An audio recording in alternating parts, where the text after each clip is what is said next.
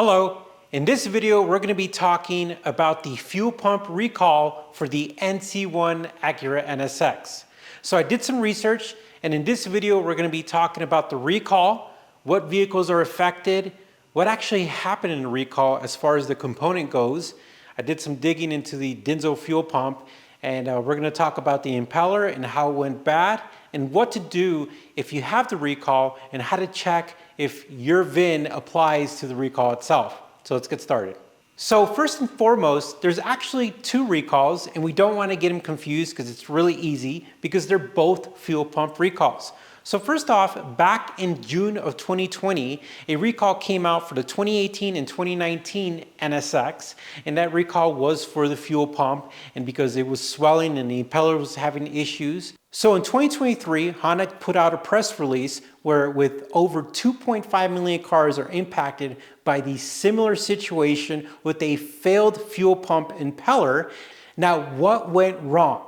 Well, I can't take credit. I found the actual answer in a Toyota forums, and this is crazy because somebody got really nerdy, and this is because Toyotas were also impacted by the exact same issue because Denso offers fuel pumps for everyone, but this guy actually narrowed it down. The mode of failure is a deformation of the impeller.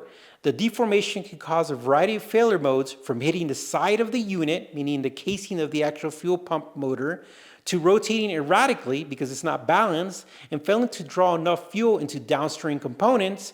A lot of people don't know that fuel is actually a lubricant. If you run certain components without fuel, of course your engine won't work, but you could also run the risk of damaging things.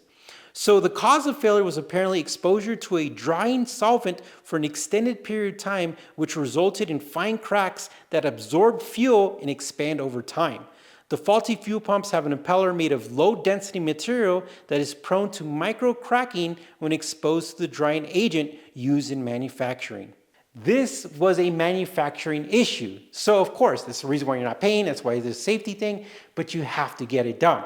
So I am an ASC certified master tech, and when I look at these safety recalls and when I look at these recalls, I'm familiar with them. And in the bottom of them, when you could scroll down, there's actually instructions for technicians that teach them how to do the recall. And I can tell you right now, after I read everything, looked everything over, it is not anything you could do by yourself. Again, they're doing it for you for free, so you might as well take it to the dealer. But I want to make sure you guys understand it is very complex. Like coolant needs to be drained, like fuel lines, it's all kinds of stuff needs to be disassembled and taken apart. Luckily, you guys don't have to do that. But I want to let you know it's quite extensive. So how can you find out if you need to get this recall done? Well, first off, there's a website called NHTSA, which is like the National Highway Transportation Safety Agency. I think I got that right. So believe it or not, recalls are a law thing. I know that sentence is not right, but what I mean by that is that there is a law designed to protect us drivers from manufacturers just saying, hey, I'm not going to fix this. It's going to cost money.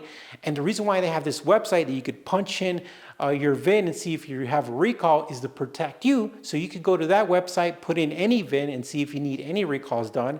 But Honda also produced their own website in their own manner how to see if you need to recall. So I went to Honda's and I put in my VIN because I was worried that I needed it, and my VIN showed that I do not need to recall. But I wanted to see if 2017 NSXs were impacted, and when I went to the right hand side and I put in 2017 NSX, it actually said that there's possible that a fuel pump recall is needed. So my VIN wasn't impacted, but others can in that same year range. So make sure you go onto one of the two websites, put in your VIN, and get it done.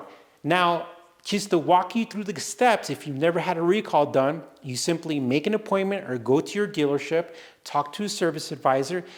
They're going to pull it up, they're going to do an appointment, and at that point in time, you can get your recall done, and they're going to do it for free. This is where my recommendation as a master tech comes in.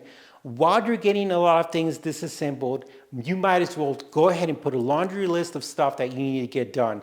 Do you need an oil change? Do you need a transmission fluid change? Do you need the fluids changed out? Do you need spark plugs? Do you need anything?